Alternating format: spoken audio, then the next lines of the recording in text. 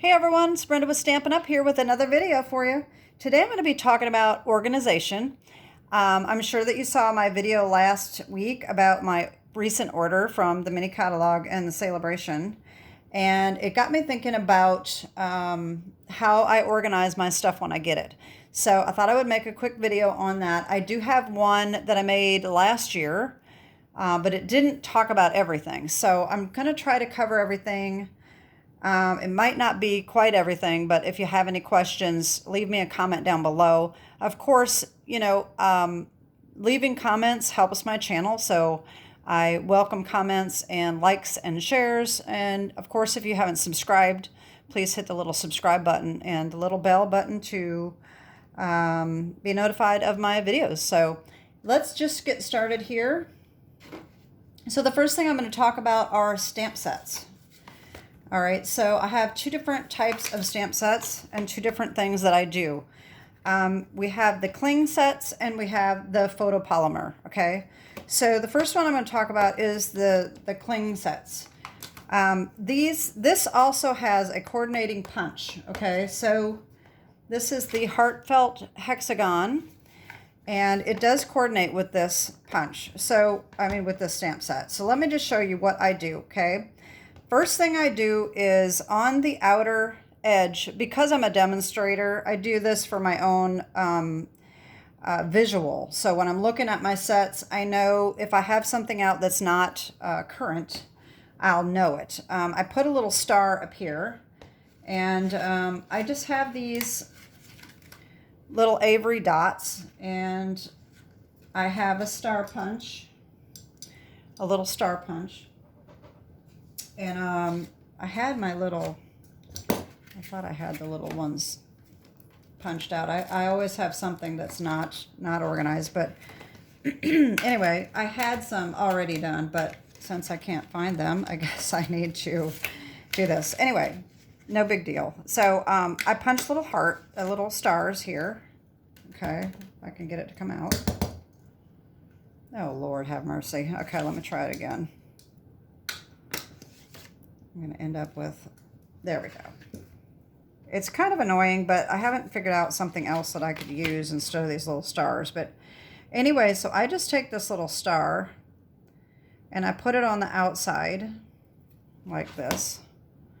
And that shows me that this is a current stamp set. And then, of course, when it retires, I take the stars off. The next thing I do is, because this has a coordinating punch, I take a little sticker and put it here that has a P on it, okay? I use these little Avery all-purpose labels, and I just have some already made. I put the little P, and I just stick that right on the outside, and so I know it has a coordinating punch, okay? Then I take the punch. And I do a punch out, all right?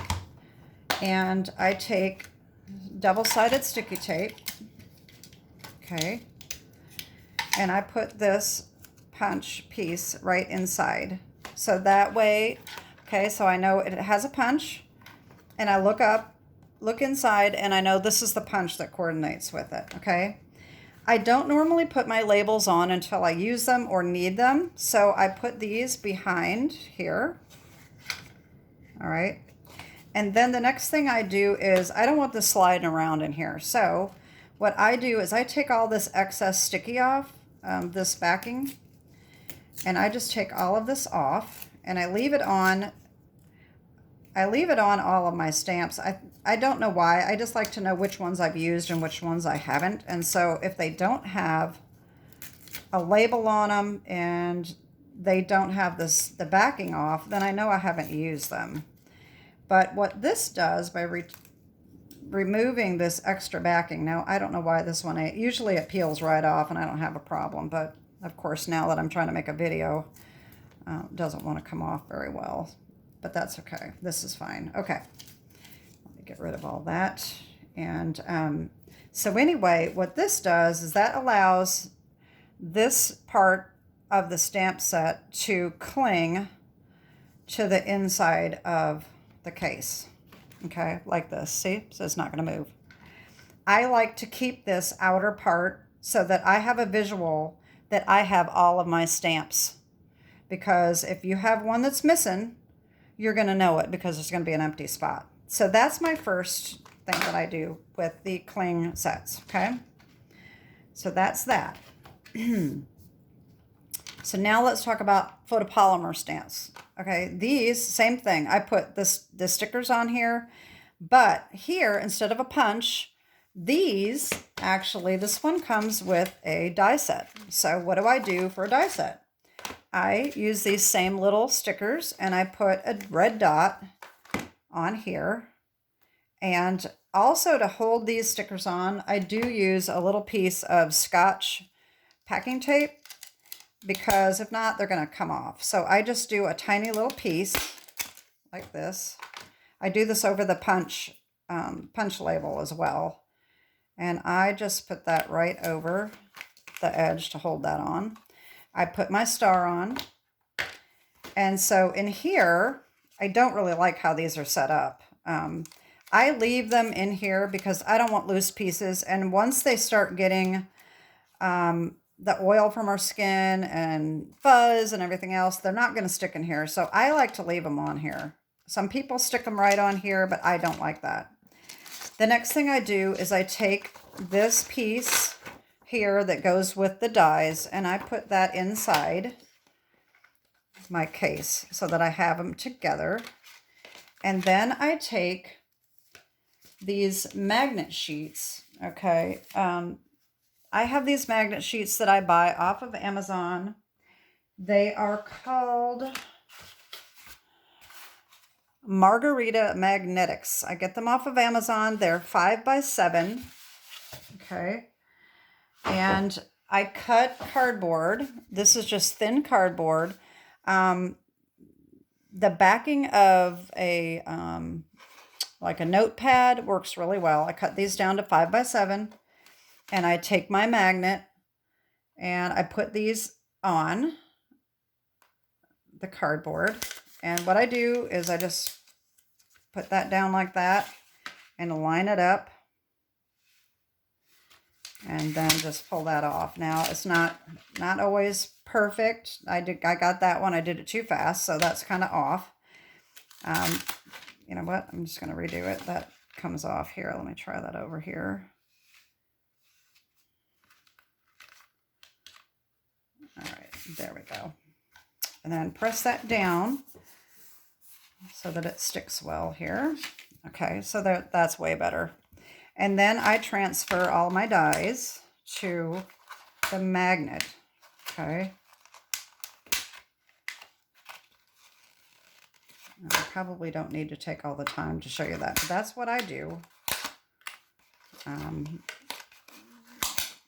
as well just get this done. There's not very many left. Now, sometimes you kind of got to finagle these to get them to fit.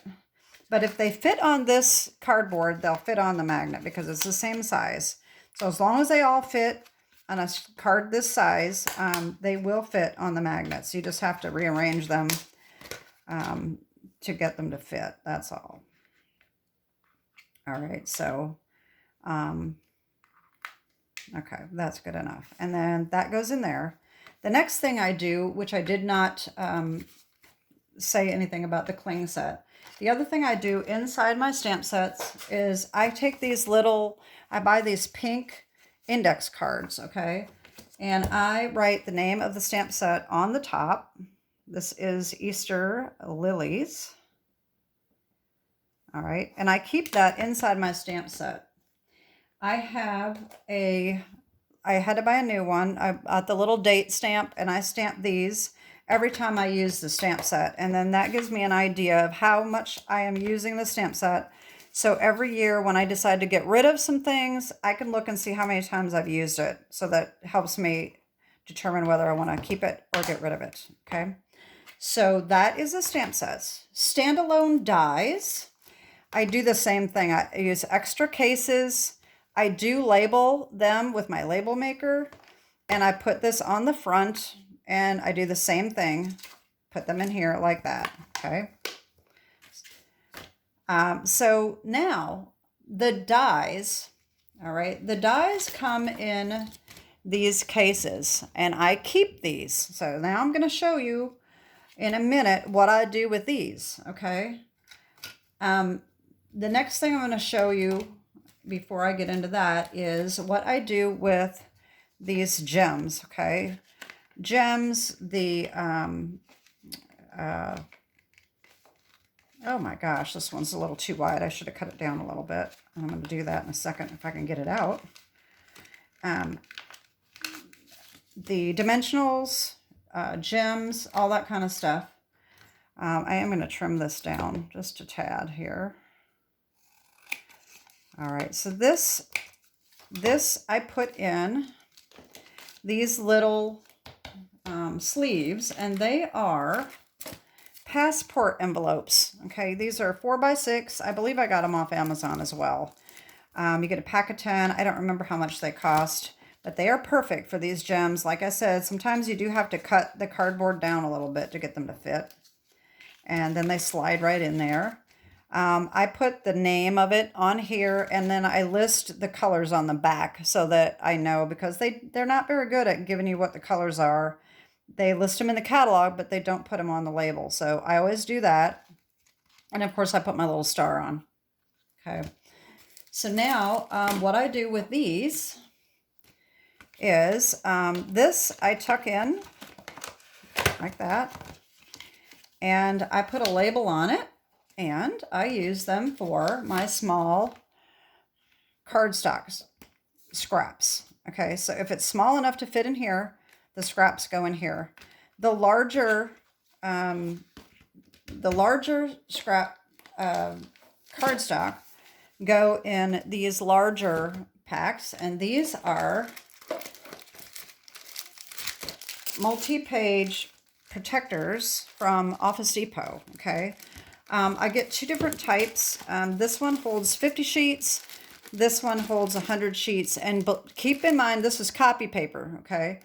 But the difference is, if you get the 50 sheet one, if you get multi-packs of the cardstock, they will fit in these. If you get a whole pack, like a lot of demonstrators do, then you need the 100 sheet ones, and they will fit the whole pack inside there, okay? So that's how I do that. And I have these labels that are, I do have a download for those if anybody needs them, and I will be making new ones when the new catalog comes out if we have any color changes. So that's what I do with my cardstock. The bigger ones here, that the bigger die sets come with, these I use for my 6x6 paper. All right, they are a little tight, but they do work. And I just put my paper right down in there. I print out a label for it, and I just put this right on the front like that. All right, there we go. And as you can see on the cardboard that comes with the paper, I do put the name of the paper and list the colors so that it's a little bigger.